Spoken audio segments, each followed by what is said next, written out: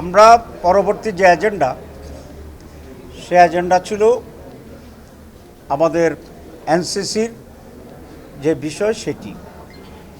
প্রাথমিক যে প্রস্তাব করেছিল নির্বাচন কমিশন যে এটার নাম এনসিসি, ন্যাশনাল কনস্টিটিউশনাল কাউন্সিল, এক্ষেত্রে গতবার নামের ব্যাপারে বা নামের সাথে মর্মার্থের কিছুটা বিভ্রান্তি হতে পারে বলে অনেক আশঙ্কা করেছিলেন।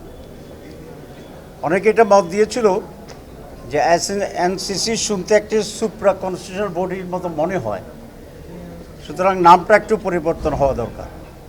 তো সেই হিসাবে আজকে কমিশন সংশোধিত একটা নাম দিয়েছে, সাংবিধানিক এবং সংবিধিবদ্ধকরণ সংস্থাগুলোর নিয়োগ সংস্থা, নিয়োগ কমিটি, নিয়োগ অথরিটি।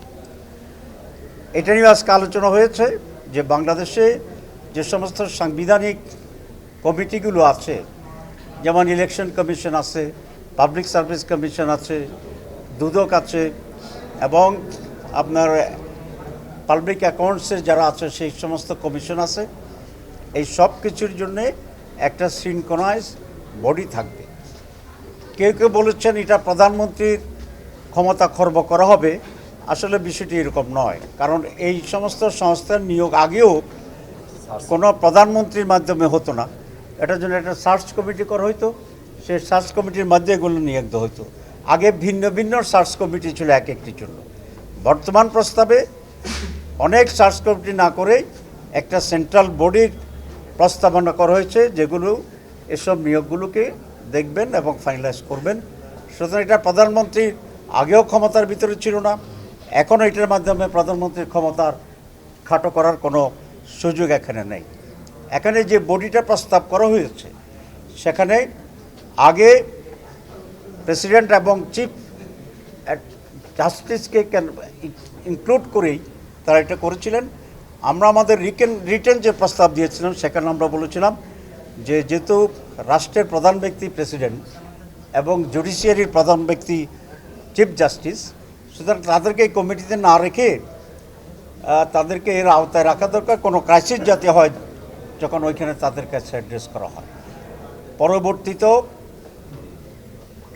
আমাদের ঐকমত্য কমিশন সেটাকে চেঞ্জ করে দিয়েছে, নাম চেঞ্জ করছে, এবং সেটাও চেঞ্জ করে বর্তমান ফরমেশন হচ্ছে প্রধানমন্ত্রী, বিরোধী দলীয় নেতা বা নেত্রী যিনি আছেন থাকবেন, বিরোধী দলের বাইরে যে সমস্ত দল থাকবে পার্লামেন্টে তাদের সকলের কাছ থেকে একজন, স্পিকার, ডেপুটি স্পিকার এবং প্রধান বিচারপতির প্রতিনিধি হিসাবে একজন সুপ্রিম কোর্টের বিচারপতি, আর প্রেসিডেন্টের বা রাষ্ট্রপতির পক্ষ থেকে একজন প্রতিনিধি, এবং এই কমিটির সভাপতিত্ব করবেন লোয়ার হাউস যদি হয়, অথবা বর্তমান যে হাউস আছে সংসদের স্পিকার।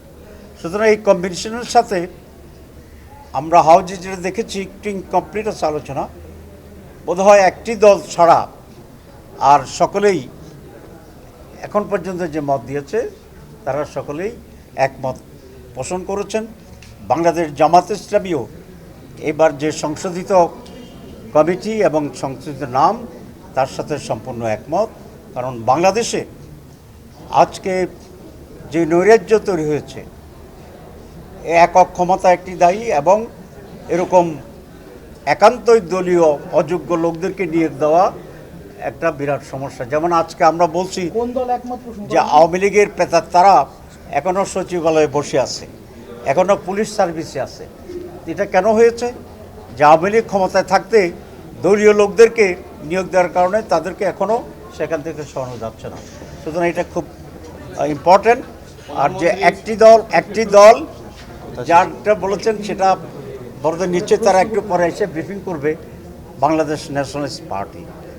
আর প্রধানমন্ত্রীর সময়ের ব্যাপারে তো আমরা এর আগের দিনেই কনক্লুশন করেছি যে তিনটি দল ছাড়া আর সকলেই 10 বছরের পরে 10 বছরের ব্যাপারে সকলেই একমত হয়েছে।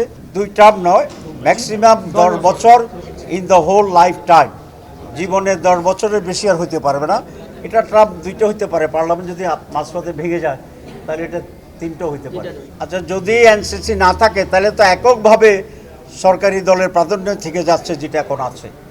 সুতরাং এটাকে ব্যালেন্স করার জন্য আমরা প্রস্তাব করেছি। তারপরে যদি গৃহপালিত হয় তো তাহলে পশুদের জবাই ইচ্ছা মতো হয়ে যাবে। সুতরাং সেখানে তো আমরা সেই সিচুয়েশনের জন্য আমরা আশা করি আর রাখবে না, এবং সেই জন্যই তো এত সব পরিবর্তন, এত সব আলোচনা যে ব্যালেন্স করা এবং স্ট্রাকচারালি আমরা একটা সেফ গভর্নেন্স, পলিটিক্স অ্যান্ড এই ব্যালেন্স অফ পাওয়ারের ফিউচার বাংলাদেশ করার জন্যই এখানে আলোচনা করছি।